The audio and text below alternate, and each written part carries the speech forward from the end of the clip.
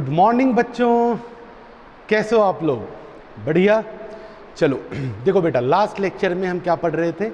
Units and measurement chapter चल रहा है हमारा, और इस चैप्टर में हमने काफ़ी सारी बातें बेटा सीखी। फिजिकल क्वांटिटी किसे बोलते हैं, फंडामेंटल फिजिकल क्वांटिटी किसे बोलते हैं, डेराइव्ड फिजिकल क्वांटिटीज़ किसे बोलते हैं, और सबके सिंबल और यूनिट्स, है ना, ये हम लोग बेटा देख रहे थे।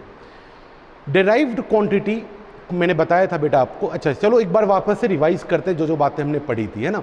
फिजिकल क्वांटिटी किसे बोलते हैं? तो हमने कहा बेटा फिजिक्स को पढ़ने और समझने के लिए, नेचर को, प्रकृति को पढ़ने और समझने के लिए हमें बेटा कुछ चीज़ों का मेजरमेंट करना पड़ता है, और जिनका भी हम मेजरमेंट करते हैं वो क्या होते हैं? Physical quantities. जिसका भी मेजरमेंट करेंगे दैट इज फिजिकल क्वांटिटीज़, है ना। Quantities that we measure are called physical quantities. अब उन सारी फिजिक्स में बहुत सारी चीज़ों का मेजरमेंट करते हैं, तो बहुत सारे फिजिकल क्वांटिटीज़ हैं। तो इन सभी फिजिकल क्वांटिटीज़ को बेटा हमने दो पार्ट में कैटेगराइज किया। कुछ को फंडामेंटल बोला और रिमेनिंग सभी को हमने क्या बोला बेटा? डेराइव्ड। फंडामेंटल क्वांटिटीज़ एक दूसरे से इंडिपेंडेंट होती हैं। टोटल 7 फंडामेंटल क्वांटिटीज़ हैं, रेस्ट सारी की सारी डेराइव्ड हैं। उन 7 फंडामेंटल क्वांटिटीज़ में बेटा किसी भी एक फंडामेंटल क्वांटिटी को रिमेनिंग 6 फंडामेंटल क्वांटिटी के कॉम्बिनेशन के फॉर्म में रिप्रेजेंट नहीं किया जा सकता है ना। वापस से बेटा 7 फंडामेंटल क्वांटिटी हैं, वो 7 के 7 एक दूसरे से कंप्लीटली इंडिपेंडेंट है, एक दूसरे पर निर्भर नहीं है किसी भी तरह से। वो सातों कंप्लीटली इंडिपेंडेंट है बेटा एक दूसरे से, और उसका मतलब ये है कि हम किसी भी 7 में से किसी भी एक फिजिकल क्वांटिटी को रिमेनिंग 6 जो बच गए उनके कॉम्बिनेशन के फॉर्म में नहीं लिख सकते हैं। और डेराइव्ड क्या हुए बेटा? डेराइव्ड फिजिकल क्वांटिटी वो हुए जो फंडामेंटल के ही कॉम्बिनेशन से बनती हैं। क्या हुए बेटा? डेराइव्ड, जो फंडामेंटल के कॉम्बिनेशन से बनती हैं उनको हमने क्या बोला बेटा? Derived physical quantity. ठीक है। लास्ट लेक्चर में बेटा मैंने आपको बताया था कि कैसे हम किसी भी डेराइव्ड क्वांटिटी को फंडामेंटल के कॉम्बिनेशन के फॉर्म में लिख सकते हैं। मैंने क्या बताया था लास्ट लेक्चर में आपको बच्चों? कि किसी भी डेराइव्ड क्वांटिटी को फंडामेंटल के कॉम्बिनेशन के फॉर्म में कैसे लिख सकते हैं, ये मैंने आपको लिखने के लिए बताया था। ठीक है। चलो आज बच्चों हम लोग डेराइव्ड क्वांटिटीज़ के यूनिट्स के बारे में देखेंगे कि डेराइव्ड क्वांटिटी के यूनिट्स को कैसे लिखा जाए। अच्छा, वन मोर थिंग कि लास्ट लेक्चर में मैंने कुछ डेराइव्ड क्वांटिटीज़ आपको दिए थे, और मैंने बोला था कि इसको फंडामेंटल के फॉर्म में एक्सप्रेस करना है, आपको फंडामेंटल के कॉम्बिनेशन के फॉर्म में लिखना है। मैंने कुछ डेराइव्ड क्वांटिटी दिया था आपको लास्ट लेक्चर में बेटा फॉर योर प्रैक्टिस। तो एक बार मैं उन सब का जो है सॉल्यूशन आपको बता देता हूँ। अब मुझे एग्जैक्टली याद तो है नहीं कि मैंने कौन कौन से क्वेश्चंस दिए थे, बट फिर भी थोड़ा बहुत मुझे याद है, तो मैं बेटा मोस्टली उन सबको लिख करके बता देता हूँ। ठीक है। देखो अब जैसे एक फंडामेंटल क्वांटिटी है, जैसे बेटा मान लो एरिया। एरिया डेराइव्ड क्वांटिटी है बेटा, है ना। अब एरिया को हमें एक्सप्रेस करना है as a combination of fundamental physical quantity. अब देखो एरिया किसी का भी हो सकता है बेटा। एरिया सर्कल का हो सकता है, एरिया रेक्टेंगल का हो सकता है, एरिया स्क्वायर का हो सकता है, लेकिन किसी का भी एरिया हो बेटा, जब आप उसको फंडामेंटल के कॉम्बिनेशन के फॉर्म में लिखोगे तो वो सिमिलर ही दिखेगा। जैसे फॉर एग्जांपल यहां पर मान लो बेटा मैं 2-3 यहां पर शेप्स ड्रॉ करता हूं। जैसे ये मैंने ले लिया बेटा रेक्टेंगल। क्या ले लिया मैंने? ये रेक्टेंगल दिख रहा है, ये रेक्टेंगल है ना। ये ले लिया मैंने बेटा स्क्वायर, है ना, रेक्टेंगल, और ये ले लिया बेटा मैंने क्या? स्क्वायर। थोड़ा और, हाँ, ये हो गया बेटा स्क्वायर, है ना। फिर मैंने क्या ले लिया बेटा? सर्कल। ठीक है। ये 2-3 शेप्स मैंने ले लिए बच्चों। अब देखो रेक्टेंगल का ये जो होता है बेटा, इसको हम कहते हैं, ये वाले साइड को हम क्या कहते हैं? लेंथ। और रेक्टेंगल के इस वाले साइड को बेटा हम बोलते हैं विड्थ। क्या बोलते हैं इसको हम? विड्थ। और इसका एरिया अगर हम लोग लिखेंगे बेटा, तो इसका एरिया क्या हो जाएगा बताओ? लेंथ मल्टीप्लाइड बाय विड्थ हो जाएगा। ये बेटा स्क्वायर है। स्क्वायर के सारे साइड जो है बेटा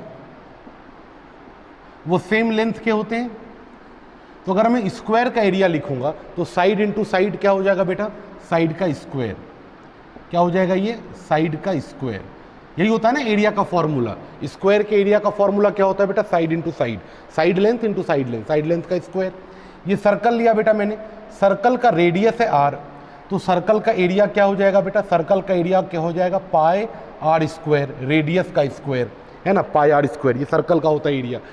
अब आप इन सभी में देखो बेटा ध्यान से, एक चीज कॉमन है। कहोगे क्या कॉमन है सर, ये सारे शेप्स तो बिल्कुल अलग हैं, एक रेक्टेंगल है, एक स्क्वायर है, एक सर्कल है, तो आखिर इसमें कॉमन क्या है, कॉमन है कुछ, वो समझते हैं बेटा। देखना क्या है, अगर मान लो कि मैं कहूँ रेक्टेंगल का एरिया आप कैलकुलेट करो, सुनो बेटा हम चैप्टर क्या पढ़ रहे हैं, मेजरमेंट। हम कर क्या रहे हैं, एरिया का मेजरमेंट, अलग अलग शेप्स के एरिया का मेजरमेंट कर रहे हैं। चैप्टर क्या पढ़ रहे हैं, मेजरमेंट। किसका मेजरमेंट कर रहे हैं यहाँ पर हम बेटा, एरिया का। तो अलग अलग शेप के एरिया का हम मेजरमेंट कर रहे हैं बेटा। अब देखना ध्यान से एक चीज, ये रेक्टेंगल है, तो रेक्टेंगल का एरिया अगर मुझे निकालना है तो मुझे फॉर्मूला पता है कि सर रेक्टेंगल का एरिया अगर आपको निकालना है तो आपको करना पड़ेगा लेंथ इंटू विड्थ। अगेन क्या करना पड़ेगा बेटा, लेंथ इंटू विड्थ। कैसे करेंगे, तो पहले हम रेक्टेंगल के लेंथ को मेजर करेंगे। अब लेंथ को मेजर कैसे करोगे, तो एक स्केल लोगे, उस स्केल से लेंथ का मेजरमेंट करोगे, फिर इसके विड्थ का मेजरमेंट करोगे। आखिरकार लेंथ मेजर करो या विड्थ मेजर करो, फंडामेंटल क्वांटिटी कौन सी मेजर की जा रही है, लेंथ ही तो मेजर की जा रही है ना। क्या टाइम मेजर कर रहे हैं, क्या टेम्परेचर मेजर कर रहे हैं, क्या मास मेजर कर रहे हैं, क्या करंट मेजर कर रहे हैं, नहीं ना, मेजर तो लेंथ ही हो रही है। तो रेक्टेंगल का लेंथ मेजर करूं या मैं रेक्टेंगल का विड्थ मेजर करूं, आखिरकार मैं मेजर तो लेंथ ही कर रहा हूं ना। तो लेंथ और फिर यहां भी लेंथ, तो लेंथ और लेंथ का मेजरमेंट कर रहे हैं और दोनों को मल्टीप्लाई कर रहे हैं, तो क्या हो जा रहा है, लेंथ इंटू लेंथ। अरे यार मेरी बात समझ में, तो रेक्टेंगल का भी अगर मैं बेटा एरिया मेजर कर रहा हूं तो मैं बेसिकली लेंथ और लेंथ को मल्टीप्लाई कर दे रहा हूं, तो मुझे रेक्टेंगल का एरिया मिल रहा है। सेम फॉर स्क्वायर बेटा, यस और नो, स्क्वायर में भी देखो ये साइड की लेंथ मेजर करोगे, ये साइड की लेंथ मेजर करोगे, और लेंथ इंटू लेंथ वही साइड इंटू साइड बेटा, है ना, साइड स्क्वायर, वही स्क्वायर का एरिया है बच्चों। अब अगर हम बात करें सर्कल की, तो कहोगे सर सर्कल में कैसे एक्सप्लेन करोगे, तो देखो बेटा ध्यान से, सर्कल का एरिया का फॉर्मूला है पाई आर स्क्वायर। अब पाई तो एक कांस्टेंट है, बोलो यस और नो, पाई क्या है, कांस्टेंट है या नहीं बच्चों, पाई क्या है, एक कांस्टेंट है, यस और नो। अब मान लो कि मैं एक छोटे सर्कल का एरिया मेजर करूं, चाहे एक बड़े सर्कल का एरिया मेजर करूं, सबका फॉर्मूला तो पाई आर स्क्वायर ही रहेगा, और सबके लिए पाई की वैल्यू क्या रहेगी, सेम 3.14। पाई की वैल्यू तो बदलने वाली है नहीं बेटा, यस और नो। तो देखो मैं छोटे सर्कल का एरिया मेजर करूं या बड़े सर्कल का एरिया मेजर करूं, पाई तो हर जगह आएगा और पाई हर जगह कांस्टेंट रहेगा, है ना, वो एक कांस्टेंट, उसका मेजरमेंट नहीं कर रहे। Are we measuring pi, no. Are we measuring pi, no. What we are measuring, radius. Circle का एरिया मेजर करने के लिए मुझे सर्कल का रेडियस मेजर करना पड़ेगा, और पाई इंटू रेडियस का स्क्वायर सर्कल का एरिया होगा। तो रेडियस का मेजरमेंट क्या होगा बेटा, लेंथ ही तो होगा। सर्कल के सेंटर से सर्कल के सरकमफेरेंस की दूरी, ये जो लेंथ ही तो है बेटा, तो पाई रेडियस इंटू रेडियस वही तो है रेडियस का स्क्वायर। तो हर जगह अगर आप देखो बेटा length into length, length into length, और रेडियस में भी क्या हो रहा है, रेडियस का स्क्वायर है, तो लेंथ इंटू लेंथ। अरे बेटा आई मेरी बात समझ में। तो एरिया जो है बेटा, बेसिकली जो एरिया है दैट इज नथिंग एल्स, किसी भी चीज का एरिया हो, किसी भी चीज का एरिया हो, ट्राइंगल का क्यों ना हो, रेक्टेंगल का क्यों ना हो, स्क्वायर का क्यों ना हो, अरे सर्कल का क्यों ना हो, किसी भी शेप का एरिया हो, वो होगा तो आखिरकार मेजरमेंट लेंथ इनटू लेंथ ही। किसी दो लेंथ को मेजर कर रहे होंगे उस शेप के, और उस लेंथ का हम मल्टीप्लिकेशन कर रहे होंगे। रेक्टेंगल में हम एक ये साइड और एक ये साइड का लेंथ मेजरमेंट करते हैं और दोनों को मल्टीप्लाई करके एरिया निकालते हैं। स्क्वायर के भी दो साइड को मल्टीप्लाई कर दो, स्क्वायर का एरिया आ जाएगा, दो साइड की लेंथ को बेटा, है ना। सर्कल में भी उसका रेडियस निकालो और रेडियस इंटू पाई सर्कल का एरिया हो जाएगा। तो बेसिकली हम कर क्या रहे हैं बेटा, लेंथ इंटू लेंथ ही तो कर रहे हैं एरिया के मेजरमेंट में। तो क्या मैं लिख सकता हूं यहाँ पे कि एरिया को अगर मैं फंडामेंटल क्वांटिटी के फॉर्म में एक्सप्रेस करना चाहूँ तो क्या मैं लिख नहीं सकता कि ये लेंथ इंटू लेंथ हो जाएगा? बोलो बेटा हाँ या नहीं, लिख सकता हूँ नहीं लिख सकता हूँ, है ना। तो एरिया का बेटा जो मेजरमेंट हो गया, किसी भी शेप के एरिया का जो मेजरमेंट हो गया बेटा, वो क्या हो गया, लेंथ मल्टीप्लाइड बाय लेंथ। इसी को आप लिख सकते हो बेटा लेंथ का स्क्वायर।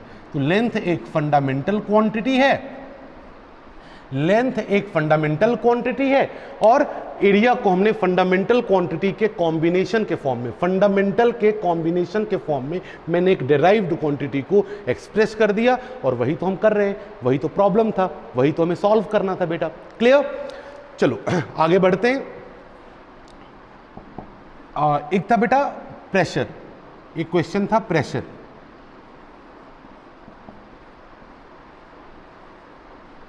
तो प्रेशर क्या होता है? प्रेशर होता है बेटा फोर्स पर यूनिट एरिया। बोलो सब लोग जानते नहीं जानते? फोर्स पर यूनिट एरिया, है ना? क्या होता है बेटा? Pressure. Force per unit area होता है प्रेशर, है ना? अब जैसे मान लो कि मैं इस बोर्ड को ऐसे धक्का लगा रहा हूं, मैं बोर्ड पर बेटा क्या लगा रहा हूं? प्रेशर लगा रहा हूं। तो कितने एरिया पे और मैं कितना फोर्स लगा रहा हूं? तो फोर्स बाय एरिया वो हो गया बेटा बोर्ड पर मेरे द्वारा लगाया गया प्रेशर। क्या हो गया बेटा? वो बोर्ड पर मेरे द्वारा लगाया गया प्रेशर। प्रेशर को मैंने लिख दिया फोर्स बाय एरिया। अब ये बताओ क्या फोर्स फंडामेंटल है? नहीं। क्या एरिया फंडामेंटल है? नहीं। तो मैंने प्रेशर को फंडामेंटल के कॉम्बिनेशन के फॉर्म में अब तक नहीं लिखा है, लिखना है। तो आगे लिखेंगे बेटा। फोर्स को क्या लिख सकते हैं बताओ?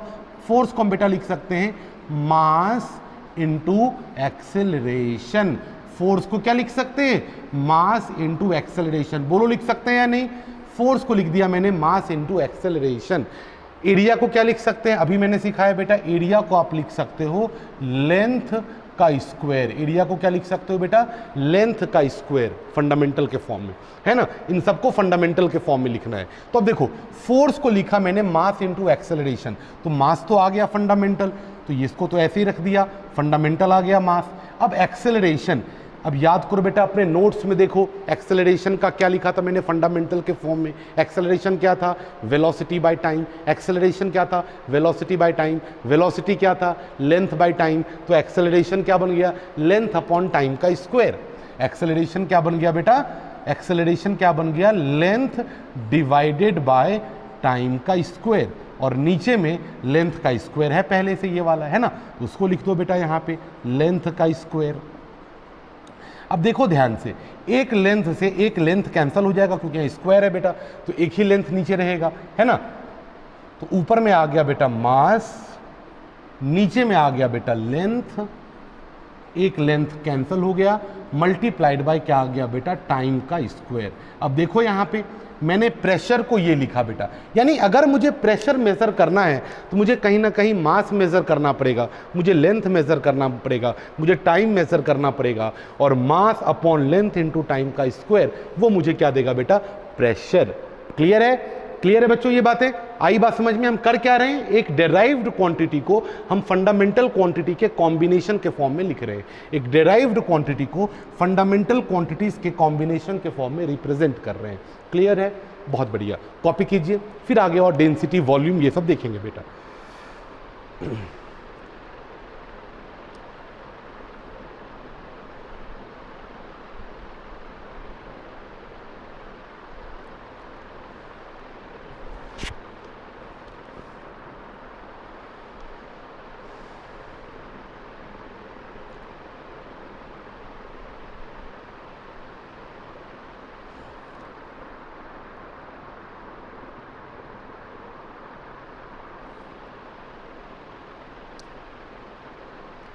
हो गया कॉपी बच्चों? बहुत बढ़िया। चलो आगे बढ़ते हैं बेटा।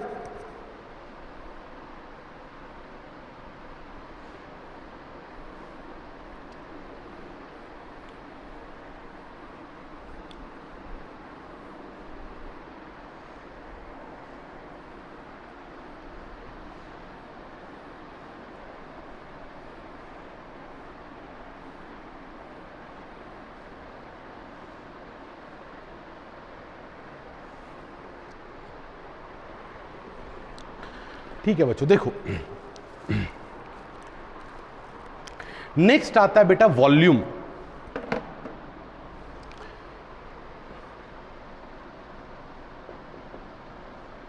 वॉल्यूम,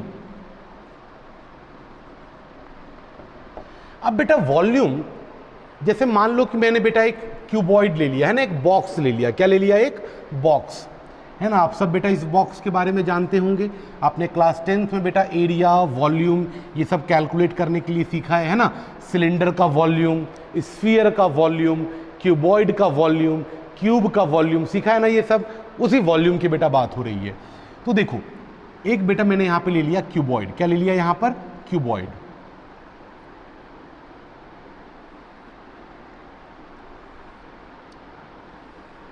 ठीक है,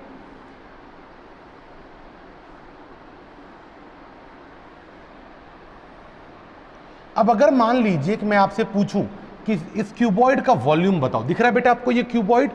अगर मैं आपसे मान लीजिए पूछूं कि भाई इस बॉक्स का वॉल्यूम बताओ कि इस बॉक्स का वॉल्यूम कितना है, तो कहोगे सर क्या करो, आप पहले इसका ये लेंथ मेजर कर लो।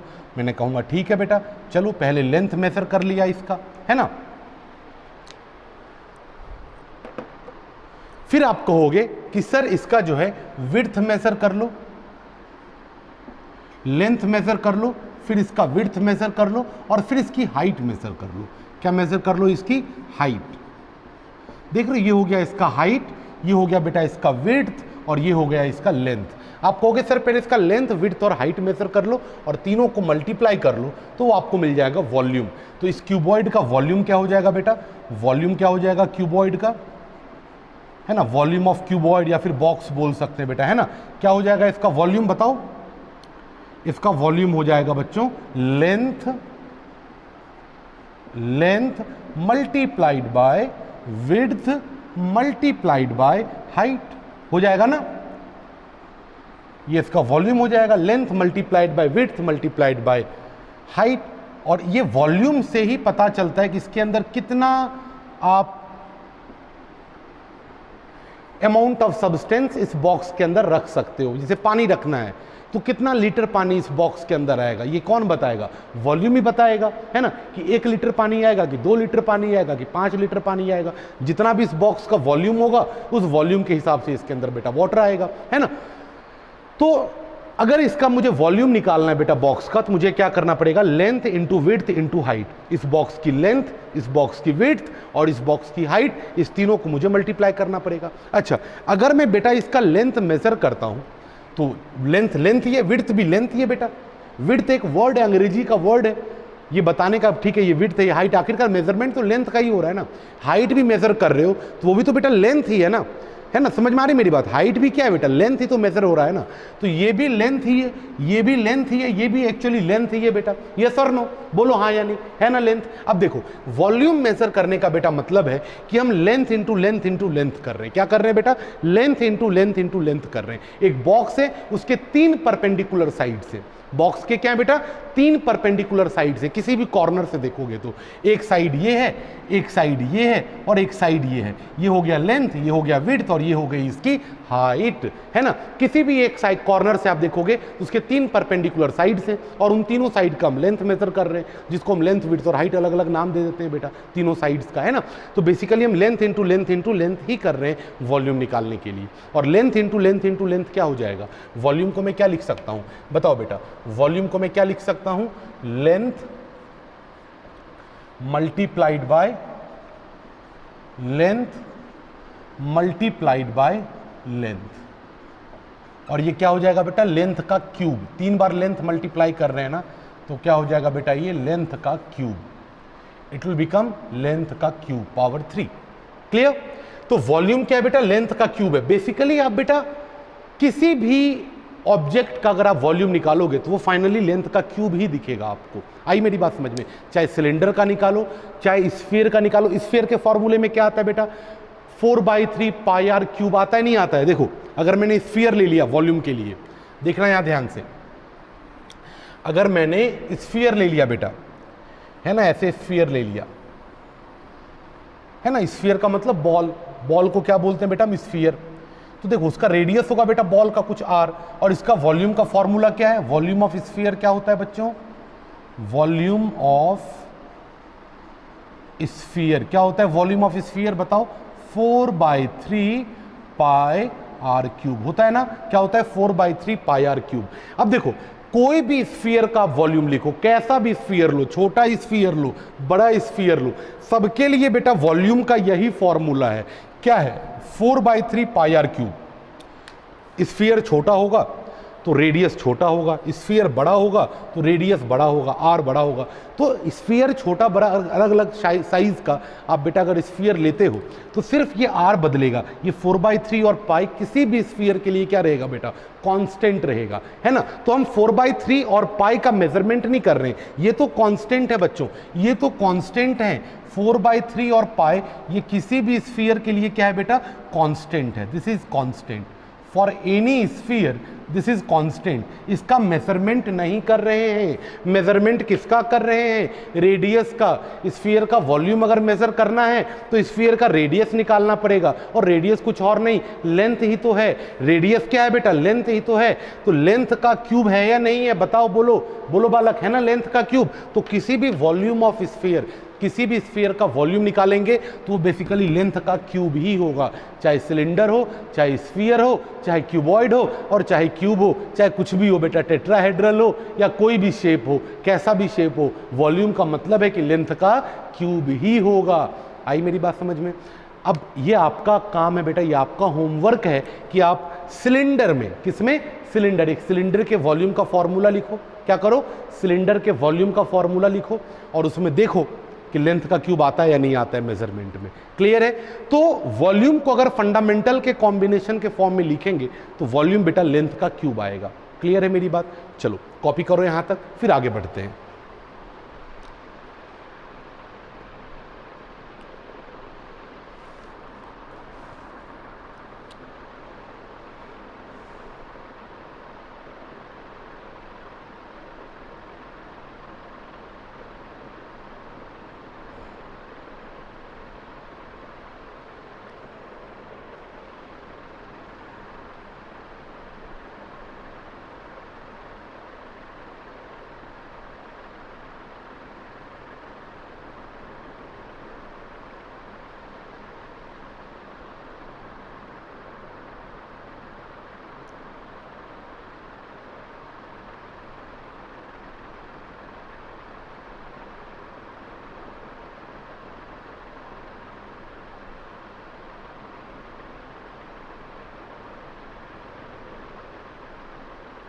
हो गया कॉपी बच्चों।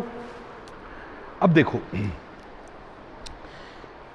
मैं एक और चलो डेंसिटी का बता देता हूं, है ना, डेंसिटी का एक बार एक्सप्लेन कर देता हूं बेटा, फिर उसके बाद मैं इन अ नटशेल, है ना, समरी, आखिरकार हमने सीखा क्या पिछले, है ना, 4 5 6 लेक्चर से हम क्या सीख रहे हैं बच्चों, है ना, उसको मैं इन अ नटशेल जो है कंप्लीट करूंगा बेटा। ठीक है, तो देखिएगा,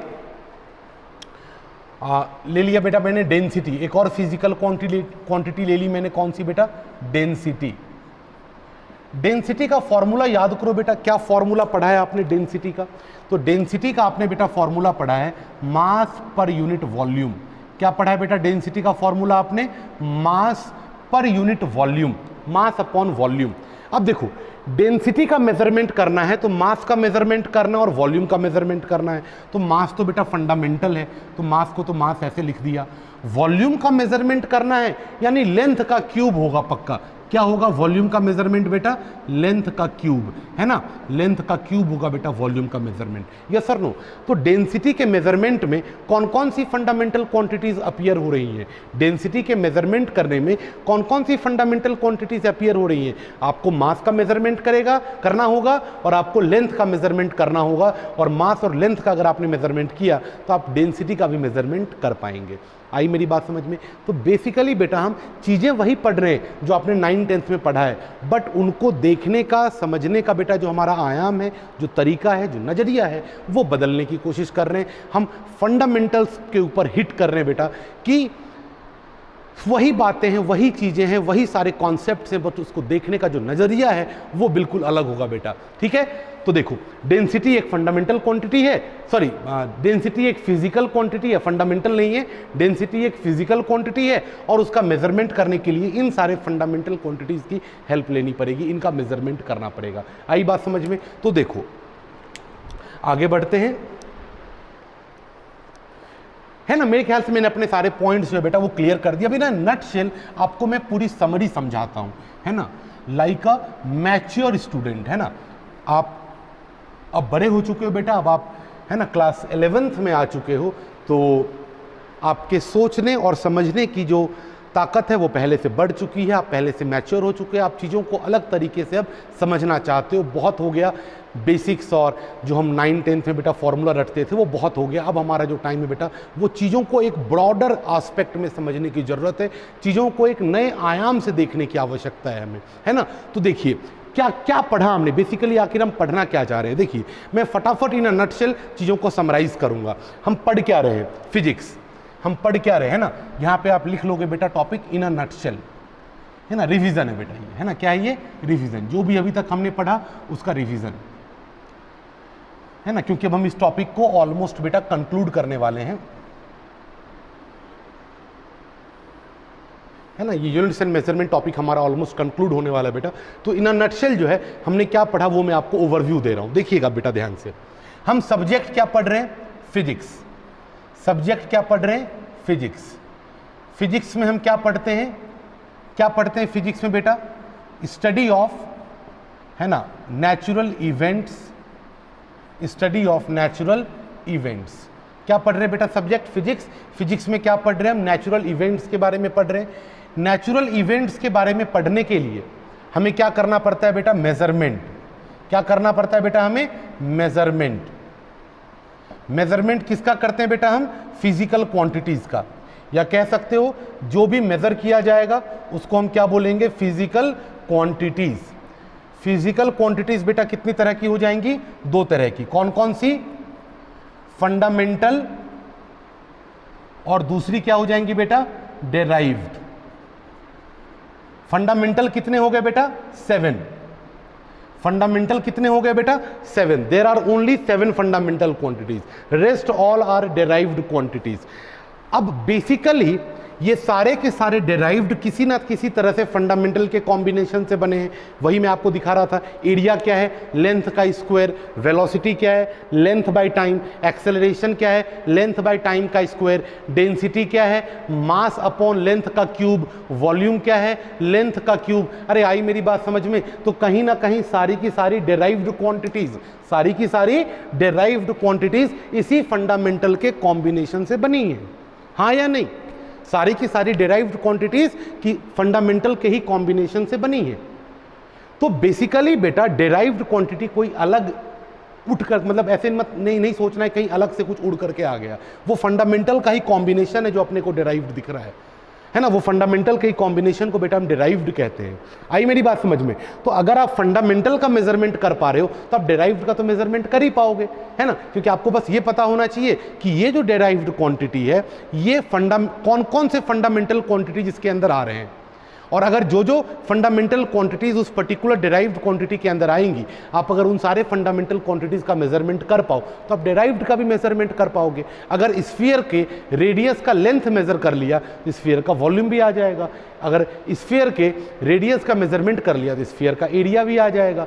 और अगर एक क्यूबॉइड के, एक बॉक्स के लेंथ, विड्थ और हाइट का मेजरमेंट कर लिया तो क्यूबॉइड का वॉल्यूम आ जाएगा। तो बेटा वही सारी बातें हैं कि डेराइव्ड क्वांटिटी कहीं से उड़ करके नहीं आई, वो फंडामेंटल का ही कॉम्बिनेशन है। हम फंडामेंटल का ही मेजरमेंट करते हैं। मेनली फिजिक्स में जो 7 फंडामेंटल हैं, उन्हीं का मेजरिंग स्केल और उन्हीं का रियल मेजरमेंट होता है, और उनका मेजरमेंट कर लेते हैं जैसे ही हम, तो हम अपने आप जो भी डेराइव्ड क्वांटिटी की हमें जरूरत पड़ती है हम उसका मेजरमेंट कर पाते हैं। जैसे मैंने आपको बताया कि वॉल्यूम का मेजरमेंट करने के लिए हम डायरेक्ट वॉल्यूम मेजर नहीं करते।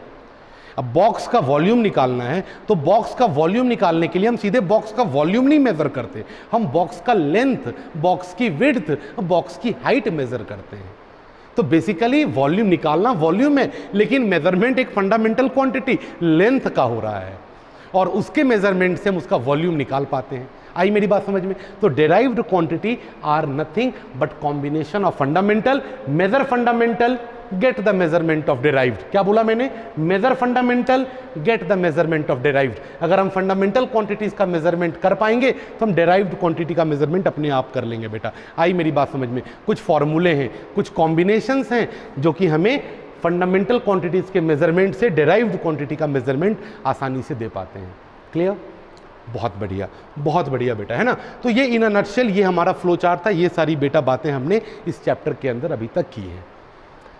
बहुत बढ़िया, वेरी नाइस। अब लास्ट टॉपिक है ना, आपका यूनिट्स एंड मेजरमेंट का लास्ट टॉपिक है बेटा, है ना। इसको बस ध्यान से समझो, अच्छे से समझो, मजा आ जाएगा। हाँ, क्या आपके मन में 2-3 सवाल ये हो सकते हैं कि क्या सर हमारा यूनिट्स एंड मेजरमेंट टॉपिक पूरा कंप्लीट हो गया? नहीं बेटा, देखो ये 45 डेज का कोर्स है, इसमें हम ज़्यादा से ज़्यादा चैप्टर आपको कवर करवाने की कोशिश करेंगे और हर चैप्टर का एक ओवरव्यू देंगे, उसको पढ़ने और समझने का तरीका बताएंगे, आपके सोचने की थिंकिंग एबिलिटी को चेंज करेंगे बेटा। ये हमारा यहाँ पर मेन उद्देश्य है ना।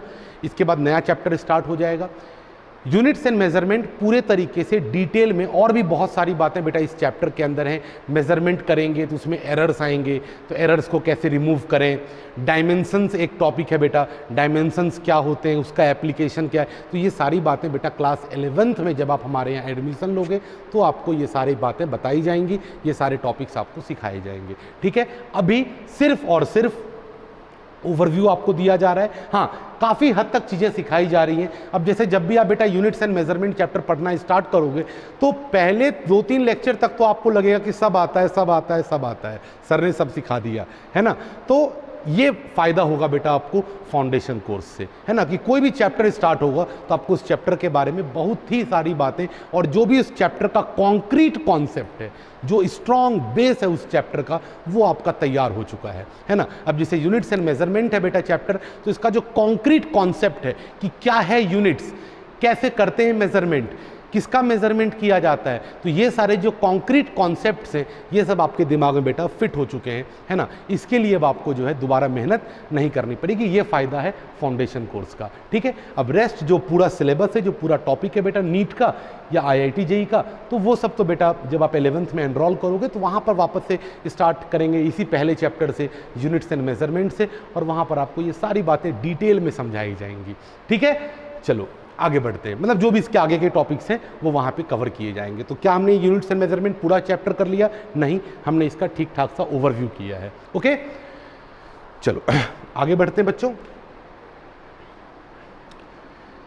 फंडामेंटल क्वांटिटीज का देखो, मेजरमेंट अगर किसी का भी करेंगे तो मेजरमेंट करने के लिए उसका यूनिट पता होना जरूरी है। तो अगर मैं डिराइव्ड क्वांटिटी, फंडामेंटल के तो यूनिट्स पता है मुझे, मास का यूनिट किलोग्राम है, लेंथ का मीटर है, टाइम का सेकंड है, टेम्परेचर का केल्विन है, इलेक्ट्रिक करंट का एम्पियर है, ल्यूमिनस इंटेंसिटी का कैंडेला है, अमाउंट ऑफ सब्सटेंस का मोल है। तो ये जितने 7 फंडामेंटल क्वांटिटीज हैं उनके यूनिट्स तो अपने को पता है बेटा, बट डिराइव्ड क्वांटिटीज के यूनिट्स कैसे पता करें, है ना। इसका मेजरमेंट कर रहे हैं, इसके भी तो यूनिट्स होंगे ना। तो बेटा ये इसी के कॉम्बिनेशन से बना है, तो फंडामेंटल के ही यूनिट का कॉम्बिनेशन डिराइव्ड क्वांटिटी का यूनिट होता है ना। तो सबसे पहले यहाँ पर आप लिखोगे units of derived physical quantities, units of derived physical quantities, ये टॉपिक डाल दो बेटा आप, units of derived physical quantities,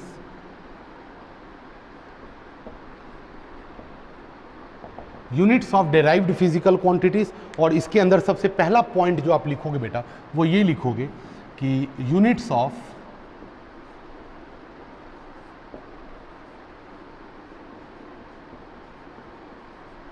derived physical quantities,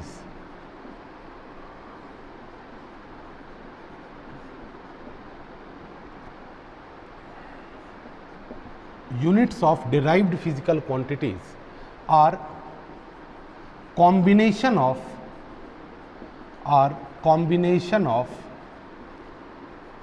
units of fundamental physical quantities, or combination of units of fundamental physical quantities।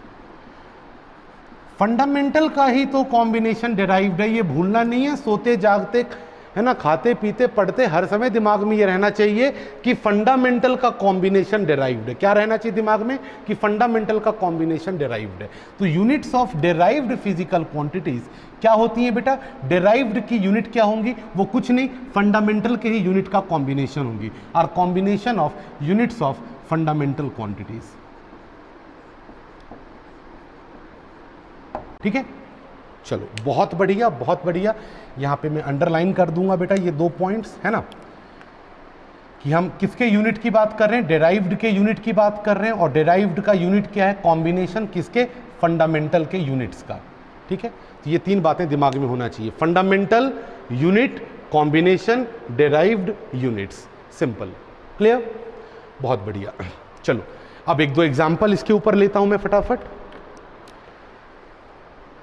और topic को conclude करता हूं।